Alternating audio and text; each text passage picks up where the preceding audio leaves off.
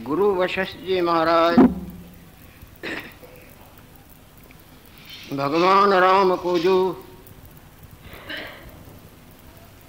अलौकिक ज्ञानामृत का मंगलमय प्रसाद सेवन कराए हुए हैं, वही मंगलमय प्रसाद भगवान लक्ष्मी नारायण देव की अपार कृपा से हम सबों को प्राप्त होता आ रहा है।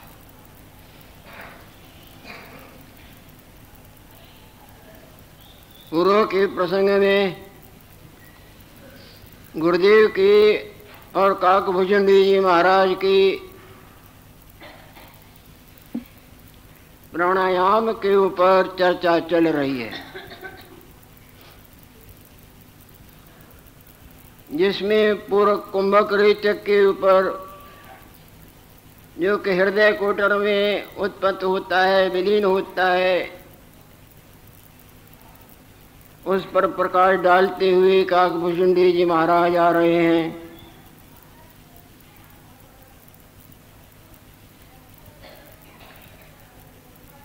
जब ये इस प्राण अपान की गति का भली प्रकार ज्ञाता होता है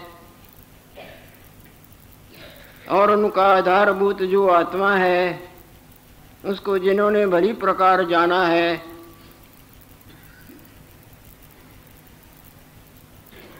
तब उसका मन अमनी भाव को प्राप्त हो जाता है। मन का अमनी भाव को प्राप्त होना ही तो मोक्ष कहलाता है।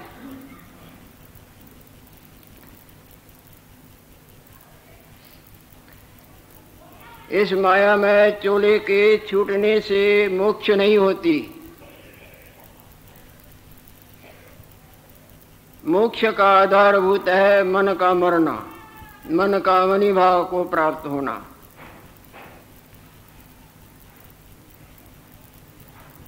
जब ये इस मंगलमय विद्या का ज्ञाता होता है, जिसको प्राणायाम कहा जाए, और प्राणों को सत्ता देने वाली शक्ति जो जिसको आत्मा शब्द करके वर्णन करते हैं, उसमें मन जब स्थित हो जाता है तो मन का ऐसे मनन मिट जाता है जैसे जागृत में आने पर स्वप्ने वाली मनन का बिल्कुल अभाव हो जाता है। हे मुनीश्वर,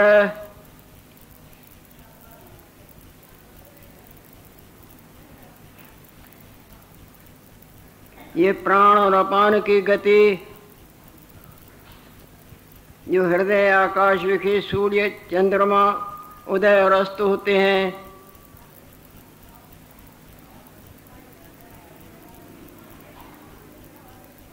दिन के प्रकाश कर हृदय विखे भास्कर देव है, तिसको जो देखता है, दोनों को चैतन्य करने वाली शक्ति, उसको यहाँ भास्कर देव नाम करके, यानी आत्मा को,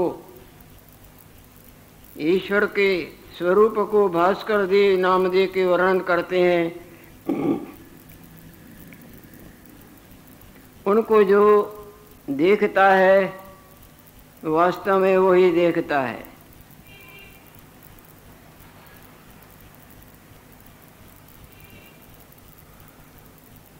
बाहर के जो ये सूर्य और चंद्र की लीलाएं चल रही हैं, कभी प्रकाश कभी अंधकार इत्यादि इत्यादि, इनके देखने से सिद्धता की प्राप्ति नहीं होती। जब हृदय का तम दूर होता है,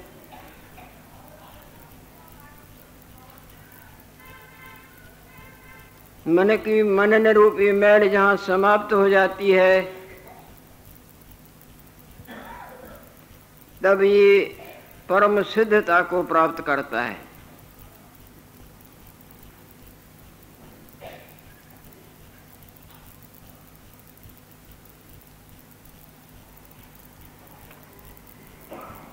हृदय के अज्ञान रूपी तम रूपी अंधकार के नष्ट होने से आत्म प्रकाश उदय होता है।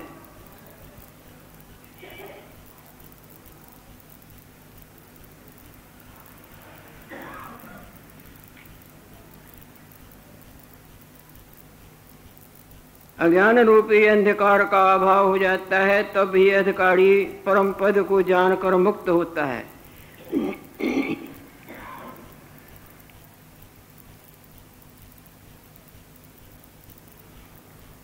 जब ये प्राणापान के युक्ति को जानता है, तब ये अंधकार निवृत्त होता है। काकभूषुंडी जी महाराज बोल रहे हैं,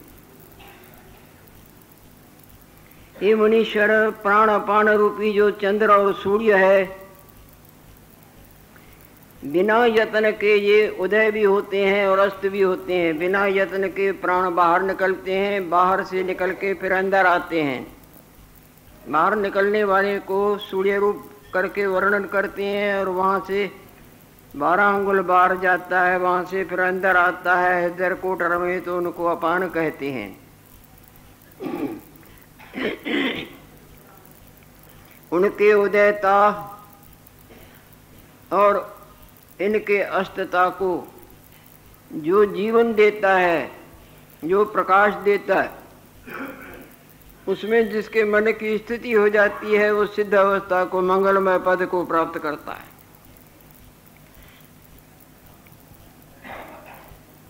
जब प्राण रूपी सूर्य हृदय कोटरती उपज कर बाहर को गमन करता है,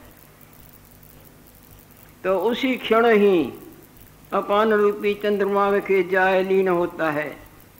बाहर से जैसे ही बाहर निकला 12 अंगुल, वहाँ ही अपान में लय हो जाएगा, और वहाँ से निकल के अपान बन के अंदर आएगा, तो वहाँ ही प्राणों में फिर वो लय हो जाता है।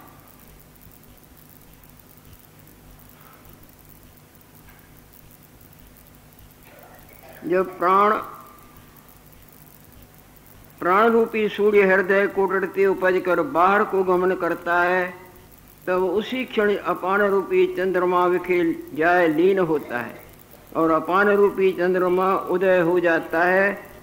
और जब अपान रूपी चंद्रमा हृदय कोटरते प्राण वायु रूपी सूर्य विखेयान स्थित होता है, तब उसी क्षण के प्राण रूपी सूर्य उदय होता है। इसका लय होना, उसका प्रकट होना, इसका प्राणों का इधर लय होना, उसी वक्त ही अपान का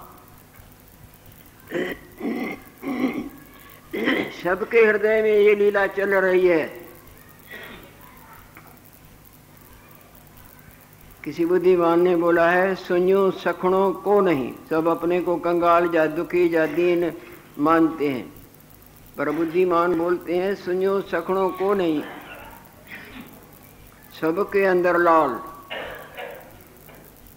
वो आत्मा रूपी चैतन्य रूपी लाल सबों के अंदर विराजमान होते भी विराजमान नहीं। मूर्ख गंड खोले नहीं, मूर्ख जागता नहीं, नहीं तो जागृत ही तो सब सपने वालों में है, और वहां है भी नहीं।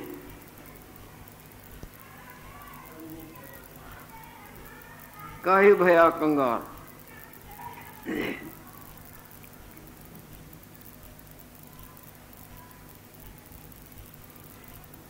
प्राणों के अस्त हुए अपान उदय होता है।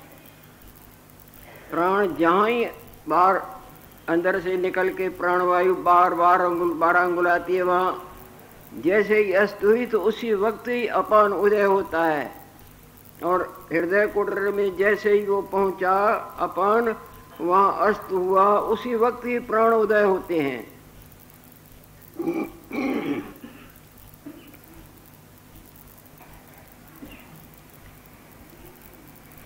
गहराई से ध्यान देंगे तो समझ में आएगी। और आगे काकभूषुंडी जी महाराज बोलते हैं, हम उसी आत्म तत्व की उपासना करते हैं। उच्चायनिक आप चिरंजीवी कैसे बने हैं? कई संसारों का अभाव हो गया, परंतु आप जैसे के तैसे विराजमान हैं, तो जवाब देते हैं कि हम ये करते हैं, हमने इस रहस्य को जाना है, उस अपने वास्तव स्वरूप को, जहाँ प्राण और अपान दोनों की गति उदय और अवस्थता को प्राप्त होती है, उस अवाच्य पद में हम विश्रांति, उनकी हम भक्ति करते हैं, उनकी उपासना करते हैं, उसमें स्थित हुए हैं। प्राण के अस्त और अपान उदय होता है और अपान के अस्त हुए प्राण उदय होता है। जिस तरह छाया के नष्ट हुए धूप उदय होता है और धूप के अस्त हुए छाया उदय होती है, तैसे प्राण अपान की गति है। रात्रि जाती है तो दिन प्रकट होता है, दिन जाता है तो रात्रि प्रकट होती है। घुमा घुमा के बार बार समझाने की चेष्टा करते हैं। हे मुनीश्वर, जब हृदय कोटरते प्राण उदय होता है तब प्राण का रेचक होने लगता है, बाहर निकलता है, और अपान का पूरक होने लगता है।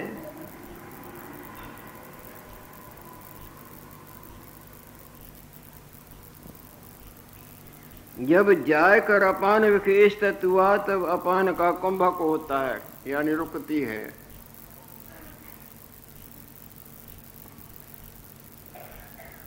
इस कुंभक विखे जब यह स्थित होता है तब तीन ताप कर नहीं तपता। तीनों प्रकार के ताप,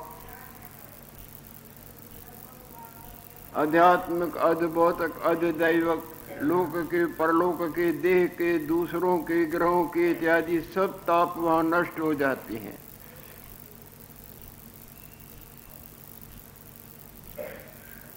जब अपान का रोचक होता है, जब अपान वायु अंदर जो जाती है वो चलने लगती है, तब प्राण का पूरक होने लगता है। प्राण मानो वहाँ रुक जाएंगे, वो अपान वायु आने पर वहाँ हृदय में रुकेगी। जब तक वो अपान रुकने पर जब प्राण उदय होंगे, जब तक जितनी देर में, वो तो सहज चलता ही रहता है। अपान का रेचक होता है तो प्राण का पूरक होने लगता है।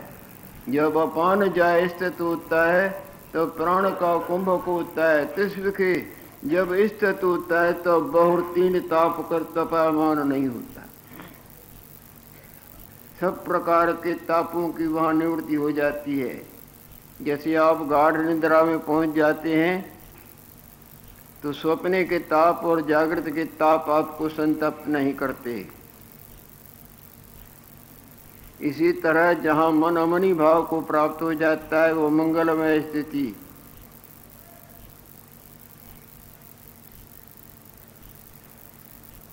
ये योग का प्रसंग है, ज्ञान का भी आगे सुनाएंगे।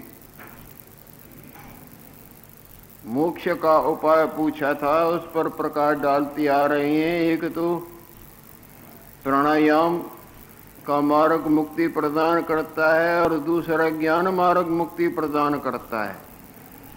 तो पहले पूर्ण प्राण योग के ऊपर वो प्रकाश डालते आ रहे हैं। हे मुनीश्वर, प्राण और अपान के अंतर जो शांत आत्म तत्व है,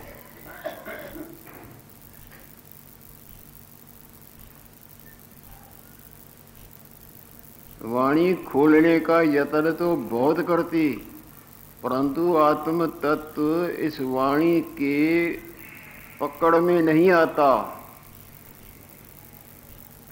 जैसे गूंगा रस का ज्ञान कराने के लिए बहुत यत्न करता है, पर उसको वो रसना ही, जबान ही नहीं, वो तो इशारों से पढ़ा लखाए, बाकी वहाँ वो बोलने वाली जबान ही नहीं तो क्या लखाए। ऐसी हालत हो रही है।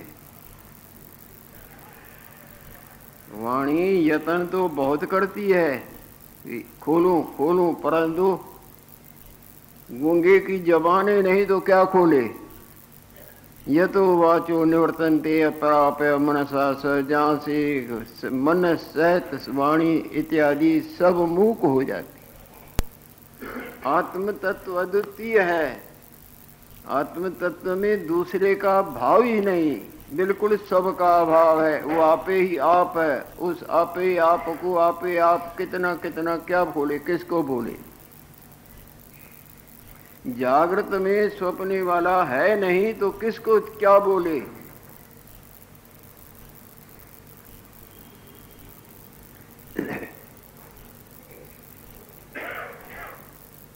प्राण अपान के अंतर जो शांत रूप आत्म तत्व है, तिस्र के जब स्थित होता है तब तपायमान नहीं होता।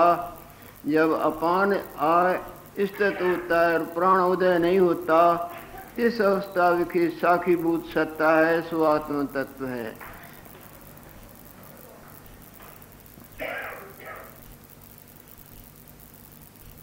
आत्म तत्व को, आत्म स्वरूप को देखते भी नहीं देखता, नहीं देखते भी देखता है। जैसे आप शीशे में अपना रूप देखते हैं, रूप तो नहीं देखते, रूप तो बाहर खड़ा है। रूप में न वो प्रतिबिंब है न शीशा है। सावधानी से ध्यान देंगे तो कुछ ध्यान आएगा। रूप में न वो शीशा है न वो शीशे में दिखने वाली छायामय मूर्ति है। रूप तो आप ही आप है।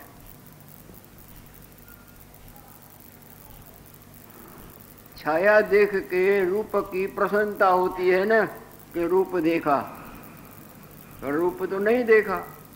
रूप तो अद्वितीय है, रूप में वो दोनों ही नहीं है,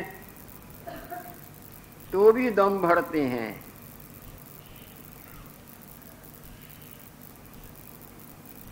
मोकू काहे ढूंढे रे बंदे, मोकू काहे ढूंढे रे बंदे, मैं तो तेरे पास में। नाम है जप में, नाम है तप में, नाम है योग अभ्यास में। ना मंदिर में, ना मस्जिद में, ना काबे कैलाश में।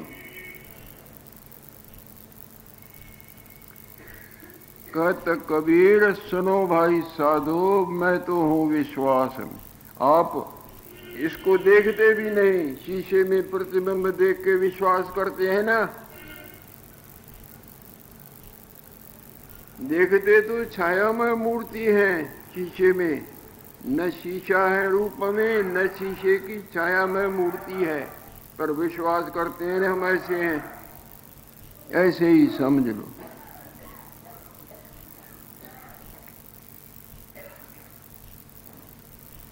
आपको दृढ़ विश्वास है नहीं कि हमारा रूप ऐसा है, पर आप देखो, कहेंगे हम देखते हैं, देखो तो सही। कैसे देखते हो? बुरा नहीं मोल मानना, हम कहते हैं किससे देखते हो? आंखों से। आंखें हैं कहाँ आपको? अपनी आंखों को देखो।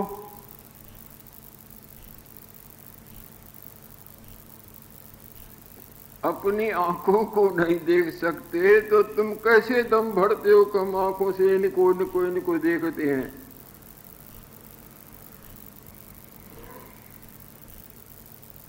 विरलो जन दिसे को पंहिंजे अखें पाण खे।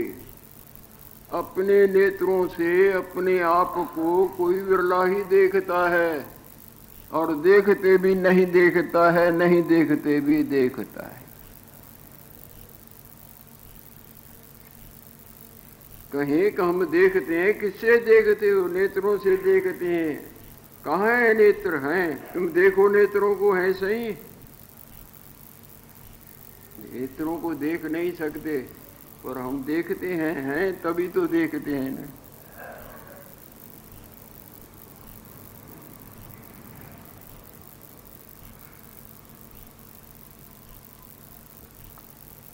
Confidence is the companion of success.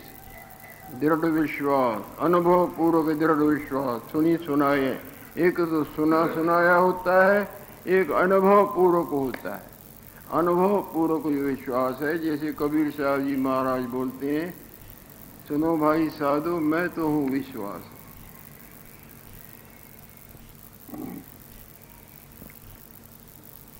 सु आत्म तत्व है। तिस विखे जब स्थित होता है तब बहुत सु कठिन नहीं होता। जब अपान के स्वभाव के प्राण जा स्थित होता है तब अपान जब लग उदय नहीं भया तब लग देश काल अवस्था है। जैसे प्राण अपान की तरफ आए हैं और प्राण अपान में आए, अपान अभी प्राण रूप धारण करके बाहर नहीं गया है, तिस देश उसी समय उसी अवस्था के जिसका मन स्थित होता है।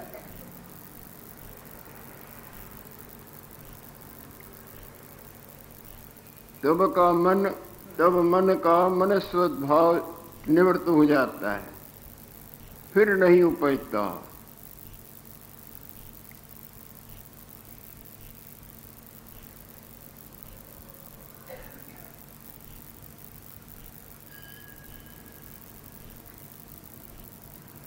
प्राण अपान के मध्य विखे चिदात्मा है।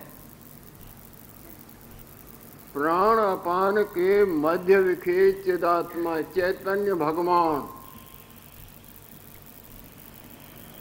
चिदात्मा का मतलब चैतन्य और अपना आप, ये जड़ अपना आप नहीं, तो चैतन्य अपना आप जो दोनों के भाव और अभाव को सिद्ध करता है,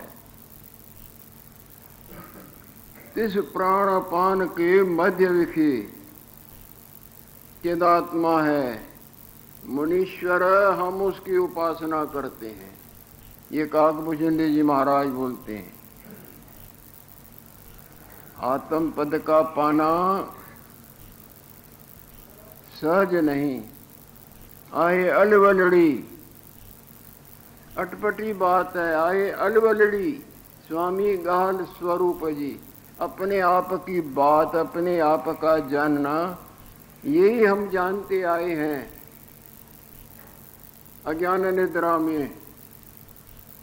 जैसे सपने में सपने वाले अपने आप को ही जानते आते हैं ना, इसी तरह अज्ञान निद्रा में इसी को ही हम अपना आप जानते। आए अलवरड़ी, स्वामी गाल स्वरूप जी, अपने आप के आत्म स्वरूप की बात बड़ी अटपटी, सियाणा समझने की न की, अक्लमंद नहीं समझ सकते। बरसों रगड़ते घोटते रहें और मानते नाचते कूदते भी रहें, सियाणा समझने की न की, थोड़े मसलत कन मिली, चाहे इकट्ठे होके खूब घोटा घोटी करते रहे, समझे से समझाते रहे। याना व्या अकुल रे रसन मंजरी, मूर्खों की तो बात छोड़ो ना, ये रस कस जो है नहीं, ये गंदे के दरिया की तरह है। जैसे गंदा दरिया बहता हो, इसी तरह आंखों का रस, कानों का, रसना का, मान सम्मान का, तरह तरह के भोगों के, माया के रस रूपी कीचड़ में वो तो बहे मरते जन्मते ही रहते हैं। प्यानेण खिड़ी कह निष्पक्ष नहीं, कोई भाग्यवान जो अपना आप ही दैव के अर्पण कर देता है, दैव अब रुक नहीं सकता है। आप गंवाइए ता शह पाई, और कैसी चतुराई। तिस प्राण अपान के मध्य विखे चिदात्मा है। हे मुनीश्वर जी महाराज, हम उसकी उपासना करते हैं।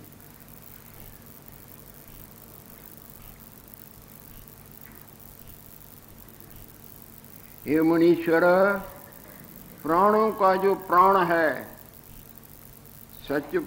सच्चा प्राण वही है जो प्राणों को जीवन देता है, और जो अपान का अपान है, प्राणों को भी जीवन देता है, अपान को भी जीवन देता है।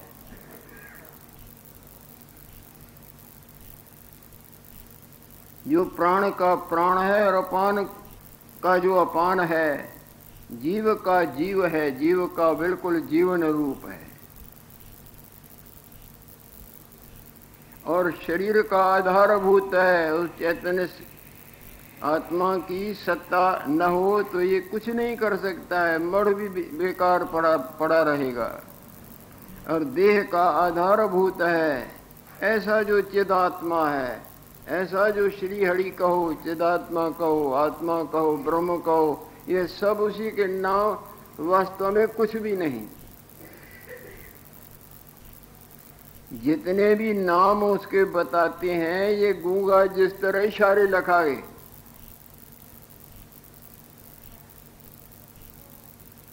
उसका न रंग है, न रूप है, न चक्र है, न चिन्ह है, न किसी इंद्रिय का विषय है। रूप न रेख न रंग कछु, तेत माया के तीनों गुणों से जो सदा अतीत है।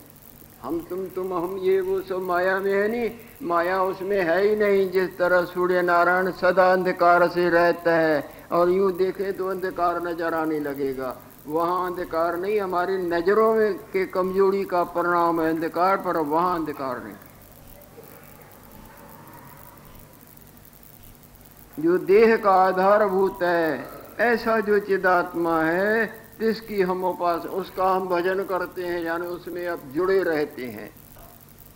भजन करना, उपासना करना, उसमें जुड़े रहना। हम इस माया में जिस रूप से आपसे बात करते हैं, ये जैसे पाठ वाले रूप से बात करते हैं, पर अंदर अपने आप में न रहे तो वो कुछ भी नहीं।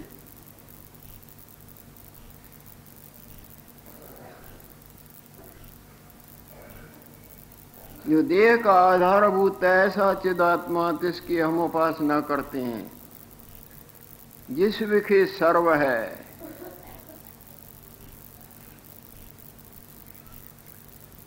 जिससे सर्व है, जो सर्व है, जिसमें सर्व है, जो सर्व कुछ भी नहीं,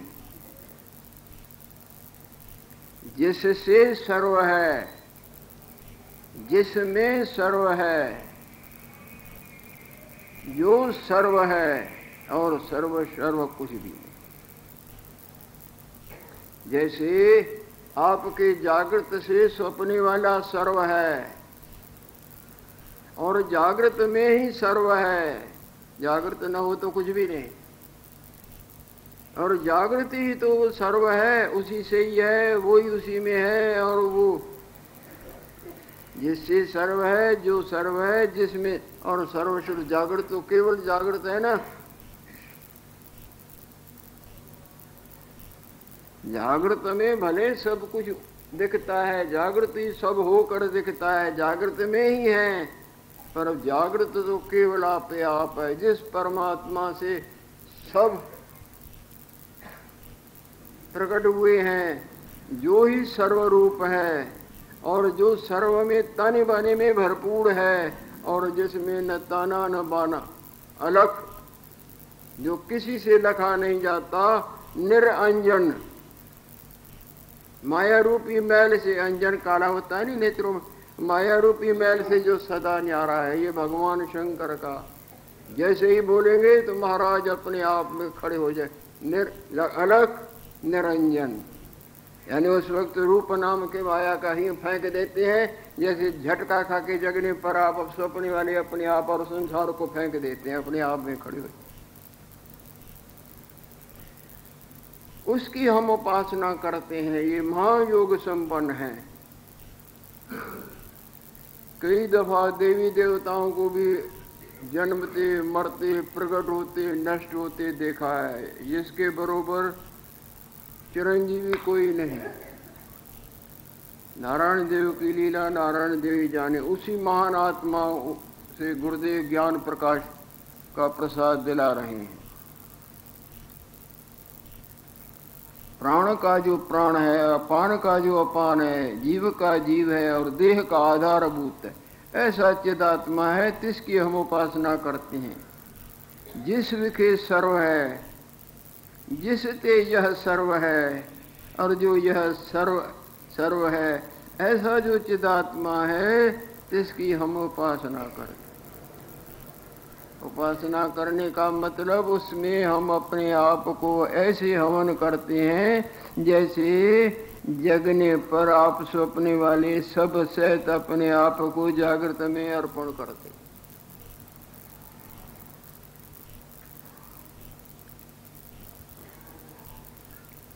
जो सर्व प्रकाश का प्रकाशक है, ये कोई प्रकाश थोड़ा ही है।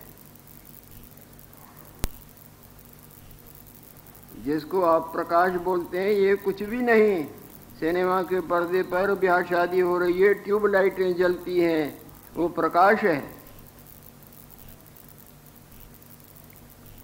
एक जगह अपने गुरुदेव ने बोला है प्रकाश के ऊपर पर वो काल भगवान का डंडा रुकावट डालता है, सो प्रकाश इत्यादि का प्रसाद आग्रही पाने की इच्छा।